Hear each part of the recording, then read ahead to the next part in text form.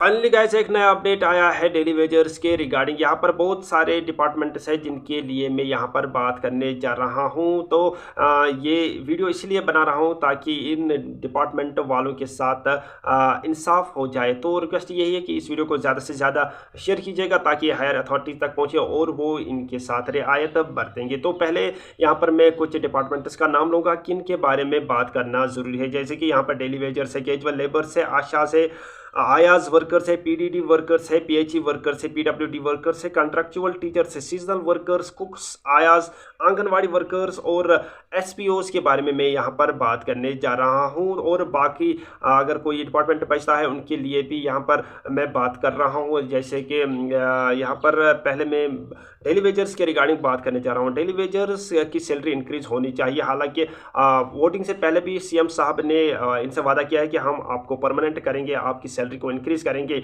अब उसके बाद वोटिंग के बाद जब सरकार बनी, सरकार ने 6 मंथ का टाइम मांगा है ताकि वो इनका रोड मैप बनाए, इनको अच्छी तरह से जांचे कितना इनका नंबर है, किस किस डिपार्टमेंट में कितने लोग काम कर रहे हैं। तो उन्होंने कहा कि इसको मतलब थोड़ा सा टाइम चाहिए हमें, हम इनका रोड मैप देखेंगे और इसी के हिसाब से हम इनकी सैलरी को इंक्रीज करेंगे, परमानेंट करेंगे। और यहाँ पर मेरी रिक्वेस्ट यही कि बहुत सारे ऐसे डेली वेजर्स हैं जिनका इंतकाल हो चुका है, तो उनके बारे में भी कोई ना कोई रास्ता निकालिए। तो यही रिक्वेस्ट है। साथ ही साथ मैं बताऊंगा आयाज है, इनकी सैलरी को भी इंक्रीज होना चाहिए। आयाज भी बहुत बड़ा रोल अदा करते हैं। और साथ ही साथ पीडब्ल्यूडी, पीडीडी, पीएचई डिपार्टमेंट के ये जो मतलब बहुत बहुत सारे डिपार्टमेंट्स है इस डेली वेजर के लिस्ट में, तो इनकी सैलरी को इंक्रीज होना ही होना चाहिए। साथ ही साथ कंट्रेक्चुअल टीचर्स है जो कुछ सीजन के लिए काम करते हैं, इनको मतलब इनके साथ कोई ना कोई अच्छा सा रास्ता होना चाहिए ताकि ये भी अपनी लाइफ स्टाइल अच्छी तरह से जी पाएंगे। क्योंकि अगर हम देखेंगे सीजन, ये कुछ टाइम के लिए मतलब काम करते हैं और फिर उसके बाद ये मतलब बैठते हैं, मतलब उसके बाद इनके पास कोई काम नहीं होता है, इनके पास रोजगार चला जाता है, जो होता है इनके पास वो चला जाता है, कुछ टाइम के बाद फिर से आता है। मतलब इनके साथ भी कोई ना कोई अच्छा सा इंसाफ होना चाहिए इन सीजनल और कॉन्ट्रेक्चुअल टीचर्स के साथ। और इसके साथ साथ मैं कुकुस की बात कर रहा हूँ, इनकी सैलरी भी इंक्रीज होनी चाहिए और साथ ही साथ इनके साथ भी अच्छा सा इंसाफ होना चाहिए।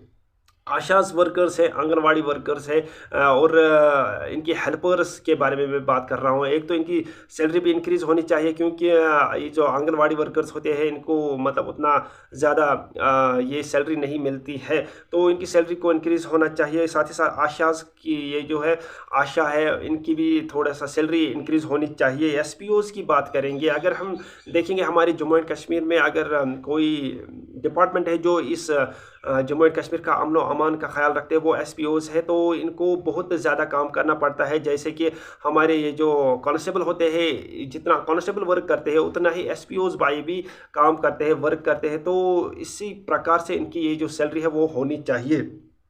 और अगर कोई जैसे लोगों लैंड डोनर्स होते हैं, इनकी मतलब इनके साथ भी रियायत बरतनी चाहिए। और अगर कोई बाकी डिपार्टमेंट की मैं बात कर रहा हूँ, उनकी सैलरी भी इंक्रीज होनी चाहिए और उनके साथ भी इंसाफ होना चाहिए। और साथ ही साथ सैलरी के रिगार्डिंग मैं बात करूंगा, हर एक डिपार्टमेंट का मतलब एक अच्छा सा मतलब ये सैलरी होनी चाहिए जिससे वो अपनी फैमिली का ख्याल रखेंगे, अपना ख्याल रख पाएंगे, अपने बच्चों का ख्याल रख पाएंगे। तो दौर कठिन है, यहाँ पर महंगाई बहुत ज़्यादा है, तो इसीलिए सैलरी भी अच्छी तरह से होनी चाहिए, एक अच्छे मकदार में होना चाहिए। और साथ ही साथ मैं बताऊंगा परमानेंट ऑर्डर, ये जो डेली वेजर्स है इनको परमानेंट होना चाहिए, इनको परमानेंट करवाना चाहिए ताकि ये जो अपनी फैमिली होती है इनकी वो अच्छी तरह से उनका देखभाल कर पाएंगे। और साथ ही साथ मैं एक और बताऊंगा न्यू पॉलिसीज़, कुछ ऐसी पॉलिसीज़ में जम्मू एंड कश्मीर के गवर्नमेंट से ये रिक्वेस्ट करता हूँ, ऐसी पॉलिसीज़ होनी चाहिए हमारे जम्मू एंड कश्मीर में, अगर कोई बेरोज़गार भी हो उन पॉलिसीज़ को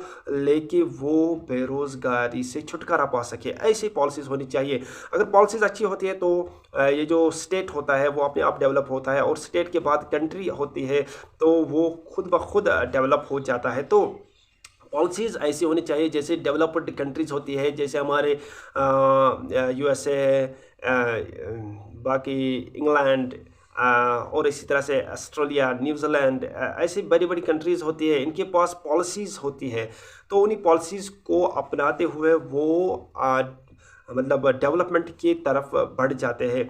तो इसी तरह से हमारी कंट्री में भी कुछ ऐसी पॉलिसीज़ होनी चाहिए जो बेरोज़गारी को ख़त्म करे। अगर बेरोज़गारी ख़त्म हो जाती है तो खुद ब खुद एक बूस्ट होता है स्टेट, बूस्ट होता है कंट्री, और उसी की प्रकार से जब बेरोज़गारी ख़त्म हो जाती है तो इसी प्रकार से डेवलपमेंट का पहला कदम शुरू हो जाता है, तो वो डेवलपमेंट की तरफ मुड़ जाता है। तो यही रिक्वेस्ट है अपने गवर्नमेंट से, पॉलिसीज़ को अपनाए जो बहुत ही अच्छी पॉलिसीज़ हो।